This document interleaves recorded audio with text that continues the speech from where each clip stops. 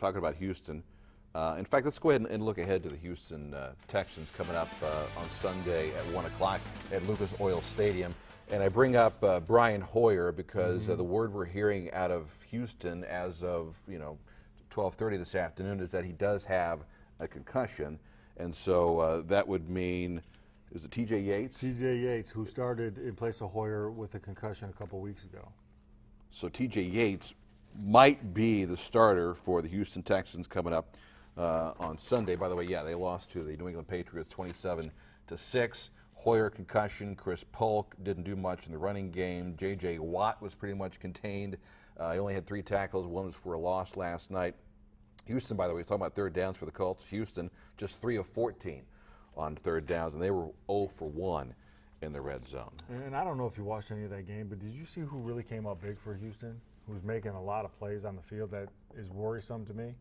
Jadeveon Clowney.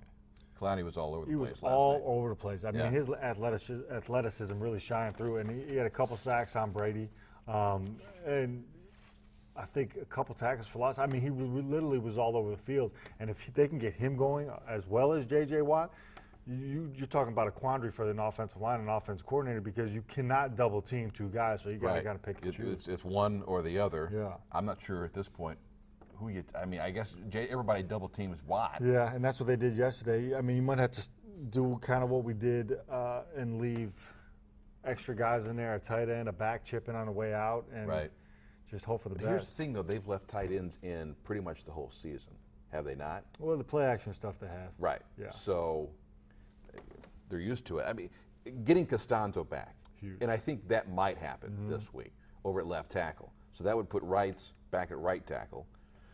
I think that's going to make a big contribution to this team. I think it will because even though Anthony Costanzo wasn't playing up to his level this year, it was still pretty darn good. I think it just settles everything down. Yeah, it's just one of those guys. Denzel Good has been, I thought, really good in his couple of starts, but he looked like a 7th rounder yesterday. Yeah.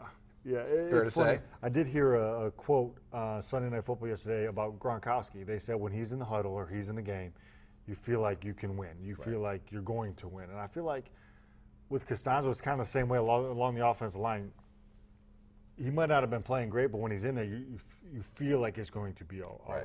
By the way, Clowney last night, 7 tackles, 2 sacks for 20 yards. He got after it. And the sacks, he wasn't even – he's so fast off the ball. And then they did a little jet sweep where he was just a half second behind, just clobbering the running back. Here's the thing. Obviously they let Andre Johnson go. And I think a year ago we would have thought, boy, they're nuts. But obviously perhaps they saw something. Yeah. That they threw all their eggs into Deshaun Hopkins' basket. It's paid off for him. Yeah, and Hopkins, DeAndre Hopkins. He's had a monster year. I mean, just the targets, the catches. He had a decent game last night. He didn't show up too big. I think it was more because of the pressure the Patriots were putting on Hoyer and Yates at the end of the game. But they were in that ball game until close to halftime. Then, the Patriots, they kind of double dip you. They try to get the ball right for halftime and score. Try to get the ball right after halftime and score and put you away. I don't feel like we're being very uplifting today. Is there anything we can say that might? You're looking at me like, Dave, you're nuts. Well, I mean, the injuries have really plagued this team. Yeah. And you could see it a little bit yesterday defensively with Walden being out, Freeman being out,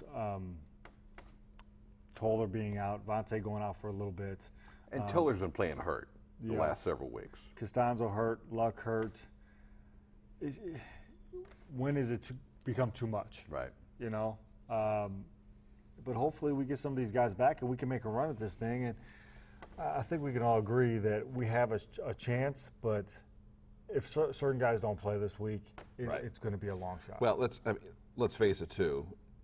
Long term, that game yesterday is one of those games that Jim Irsay might be thinking maybe some changes are in store.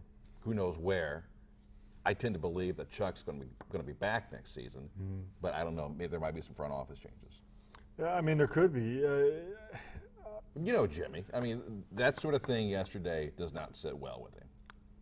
In the fashion that, you're right. Just because of the fact that, You know, I was on a team that lost in Jacksonville by a huge number, and that team went on to win the Super Bowl. Right. But the way, in the fashion we lost yesterday, to really a game that we had in hand, and we really could have just kind of put our foot on their neck and Right. finished the game. Right.